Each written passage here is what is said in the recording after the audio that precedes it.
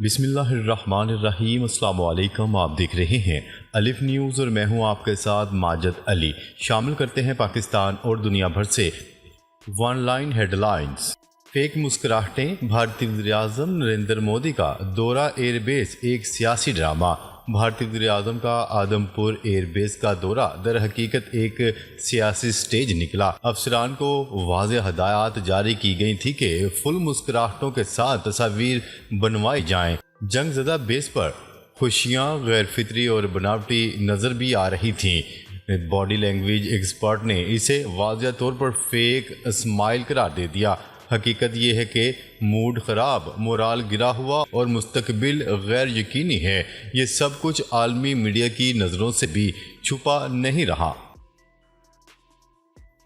مودی کی تقریر جنگ ختم نہیں، صرف مؤخر ہوئی ہے۔ وزیر اعظم نریندر مودی نے پاکستانی قوم، بھارتی عوام اور عالمی برادری سے خطاب کیا۔ انہوں نے واضح الفاظ میں کہا کہ جنگ رکی نہیں، صرف وقتی طور پر مؤخر ہوئی ہے۔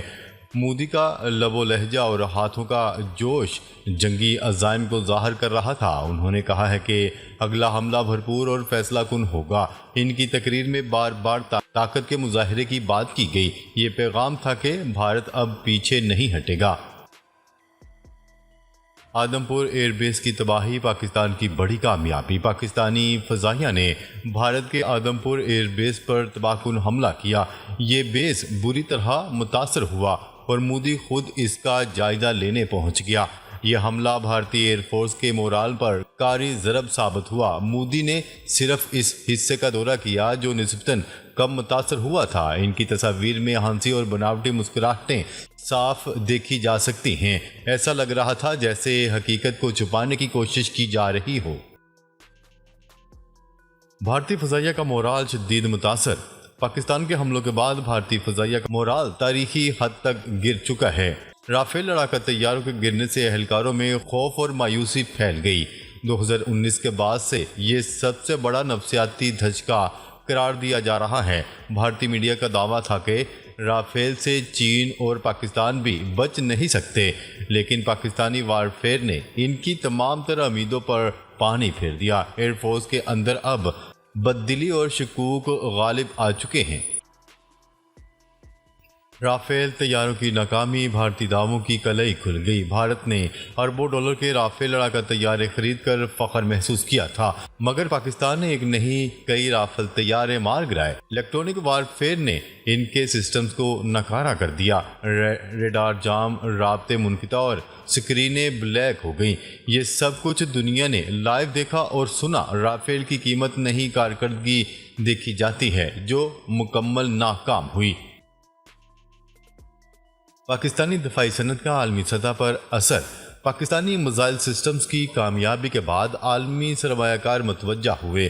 فرانسیسی کمپنی کے شیئرز جو رافیل بناتی ہے 32 یورو گر چکے ہیں، جبکہ پاکستانی دفاعی سازوسامان کی بنانے والی کمپنیوں کے شیئرز 65% تک بڑھ چکے ہیں۔ یہ دنیا کے لیے واضح پیغام ہے کہ پاکستان محض خریدار نہیں، مقابل ہے۔ پاکستان نے الیکٹرونک وارفیئر میں عالمی سطح پر خود کو منوایا ہے۔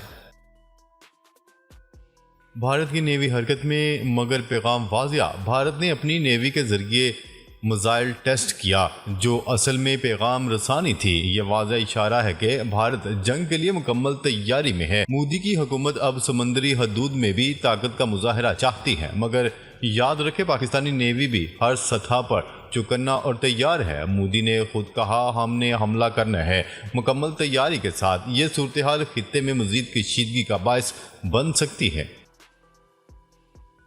چین سے دوستی، امریکہ سے فاصلہ، پاکستان کا اسٹریٹجک انتخاب۔ پاکستان نے اپنی خارجہ پالیسی کا جھکاؤ واضح طور پر چین کی طرف کر دیا۔ چین کو ماتھے کا جھومر قرار دینا اب محض محاورہ نہیں، پالیسی ہے۔ امریکہ کی بات مان کر بھارت کو جو نقصان ہوا ہے وہ سب کے سامنے ہے۔ ڈونلڈ ٹرمپ کی مداخلت نے بھارت کو دفاعی پوزیشن میں دھکیل دیا۔ پاکستان نے چین کے ساتھ مل کر اپنا دفاعی اتحاد مضبوط کر لیا۔ یہ اتحاد مستقبل کی جنگی صورتحال میں کلیدی کردار ادا کرے گا۔ امریکی صدر ڈونلڈ ٹرمپ سعودی عرب پہنچ گئے۔ امریکہ کے صدر ڈونلڈ ٹرمپ سعودی عرب کے اہم دورے پر پہنچ چکے ہیں۔ ڈونلڈ ٹرمپ نے 3 روزہ مشرق وسطیٰ کے دورے کا آغاز سعودی عرب سے کیا ہے۔ امریکی صدر کا سعودی ولیعہد شہزادہ محمد بن سلمان نے شاندار استقبال کیا۔ امریکی صدر خلیجی تعاون کونسل اجلاس میں شرکت کریں گے۔ وہ سعودی قیادت سے ملاقات بھی کریں گے۔ دوسری بار صدر بننے کے بعد صدر ڈونلڈ ٹرمپ کا یہ پہلا دورہ ہے۔ سابق اسرائیلی وزیر دفاع کی نیتن یاہو پر شدید تنقید۔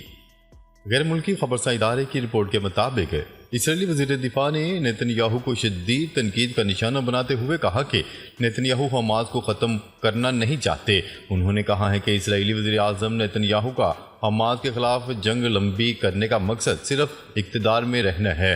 سابق اسرائیلی وزیر دفاع کا مزید کہنا تھا کہ نیتن یاہو جنگ کو انتخابات تک گھسیٹنا چاہتے ہیں۔ قطر کا ڈونلڈ ٹرمپ کو $40 کروڑ کے پرتعیش جہاز کا تحفہ۔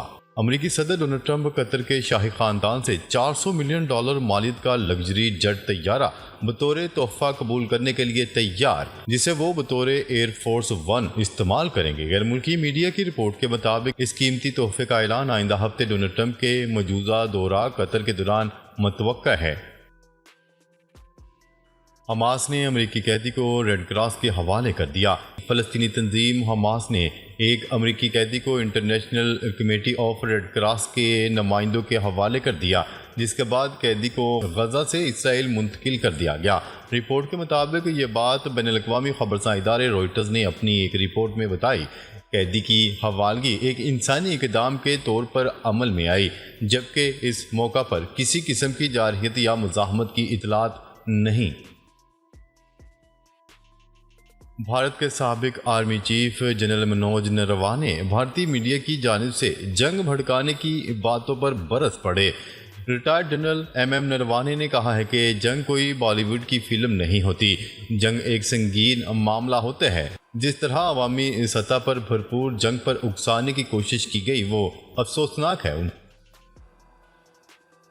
جارحیت کی تو فیصلہ کن جواب دیا جائے گا۔ ایران نے اسرائیل کو خبردار کر دیا۔ ایران نے اسرائیل کی جانب سے مسلسل اشتعال انگیزیوں اور خطے میں بڑھتے ہوئے تناؤ کے تناظر میں خبردار کیا ہے کہ اس کی سرزمین پر کسی بھی قسم کی جارحیت کی گئی تو فوری اور فیصلہ کن رد عمل کے ساتھ جواب دیا جائے گا۔ بین الاقوامی خبرساں ادارے کی رپورٹ کے مطابق ایرانی افواج کے سربراہ جنرل محمد باقر کا تہران میں دیے گئے ایک بیان پر کہنا تھا کہ اگر ایران پر حملہ ہوتا ہے تو دشمن کو ایسی ناقابل تلافی تباہی اور نقصانات اٹھانے پڑیں گے جو اس کے لیے ناقابل برداشت ہوں گے۔ غزہ میں قحط کا سنگین خطرہ، اقوام متحدہ نے خبردار کر دیا۔ بین الاقوامی خبرساں ادارے کی رپورٹ کے مطابق عالمی سطح پر خوراک کی نگرانی کرنے والے ادارے نے اپنی رپورٹ میں انکشاف کیا ہے کہ غزہ میں غذائی حالات اکتوبر 2023 کے بعد سے شدید خراب ہو چکے ہیں اور 2.1 ملین افراد جو تقریباً پورا غزہ ہے انتہائی شدید غذائی قلت کا سامنا کر رہے ہیں۔ بھارت کے مختلف بازاروں میں ترکیہ سے درآمد شدہ سیبوں کا بائیکاٹ کیا جا رہا ہے، جبکہ ایران کے سیبوں کی مانگ میں اضافہ ہو گیا۔ انڈین میڈیا کی رپورٹ کے مطابق سیبوں کے بائیکاٹ کے ساتھ ساتھ بھارتی شہریوں نے ایزی مائی ٹرپ سمیت کئی پلیٹ فارم پر اپنی فلائٹس اور ہوٹل کی بکنگ بھی منسوخ کروا دی۔ مختلف بازاروں میں ترکیہ کے سیب غائب ہیں، جس کے نتیجے میں ایران سے درآمد سیبوں کی مانگ کے ساتھ ساتھ ان کے نرخ بھی بڑھ گئے۔ شیخ حسینہ واجد کی جماعت عوامی لیگ کی انتخابی رجسٹریشن معطل، تمام سرگرمیوں پر پابندی۔ بنگلہ دیش الیکشن کمیشن نے سابق وزیر اعظم شیخ حسینہ واجد کی سیاسی جماعت عوامی لیگ کا انتخابی رجسٹریشن معطل کرتے ہوئے اسے آئندہ قومی انتخابات میں حصہ لینے سے روک دیا گیا۔ یہ فیصلہ عبوری حکومت کی جانب سے قومی سلامتی اور انسانیت کے خلاف جرائم کے الزام کے تحت کیا گیا۔ برطانوی وزیر اعظم کے گھر خوفناک آگ بھڑک اٹھی، تحقیقات کا آغاز۔ برطانیہ کے وزیر اعظم کے سٹارمر کے گھر میں اچانک رات میں خوفناک آگ بھڑک اٹھی۔ آگ لگنے کی اطلاعات ملنے پر ریسکیو ٹیمیں فوری طور پر پہنچ گئیں۔ ایمرجنسی سروسز نے آس پاس کے گھروں کو خالی کروایا۔ فائر بریگیڈ کے عملے نے آگ پر قابو پا لیا۔ غزہ پر اسرائیلی بربریت جاری، مزید 39 فلسطینی شہید۔ عرب میڈیا کی رپورٹ کے مطابق جبالیہ کے ایک اسکول پر بمباری سے 17 افراد جاں بحق ہو گئے، جبکہ المواسی کے علاقے میں قائم ایک عارضی خیمہ بستی پر حملے میں 3 فلسطینی شہید ہوئے۔ غزہ کی صورتحال مزید سنگین ہو گئی ہے، جہاں روزانہ درجنوں شہری جان سے ہاتھ دھو رہے ہیں، جن میں بچے اور خواتین بھی شامل ہیں۔ امریکہ نے ایران پر نئی پابندیاں عائد کرنے کا اعلان کر دیا۔ امریکہ کے محکمہ خارجہ نے اپنے بیان میں کہا ہے کہ امریکہ نے جوہری ہتھیاروں کی تیاری میں مبینہ کردار پر ایران کے 3 افراد اور ایک ادارے پر پابندی عائد کی ہے۔ وزیر دفاع خواجہ آصف نے کہا ہے کہ بھارتی وزیر اعظم نریندر مودی کے دن گنے جا چکے ہیں اور اب فیصلہ وہاں کی عوام کرے گی۔ وزیر دفاع خواجہ آصف نے میڈیا سے گفتگو کرتے ہوئے کہا کہ بھارتی وزیر اعظم نریندر مودی پر پارلیمنٹ کے اندر اور باہر تنقید کا سیلاب آیا ہوا ہے، اور مودی نے اپنی تقریر میں جن معاملات کو سمیٹنے کی کوشش کی وہ سمیٹ نہ سکا۔ پاکستان نے بھارتی وزیر اعظم کا اشتعال انگیز بیان مسترد کر دیا۔ ترجمان دفتر خارجہ کا کہنا ہے کہ علاقائی امن و استحکام کے لیے عالمی سطح پر کوششیں کی جا رہی ہیں۔ ایسے وقت میں سیاسی فائدے کے لیے گمراہ کن بیان عالمی قوانین کی خلاف ورزی ہے۔ پاکستان علاقائی امن و استحکام کے لیے اپنا کردار ادا کرنے کے لیے پرعزم ہے۔ ناظرین، اب تک کے لیے اتنا ہی۔ مزید خبریں لے کر بہت جلد آپ کی خدمت میں حاضر ہوں گے۔ تب تک کے لیے اپنا خیال رکھیے گا۔ اللہ نگہبان۔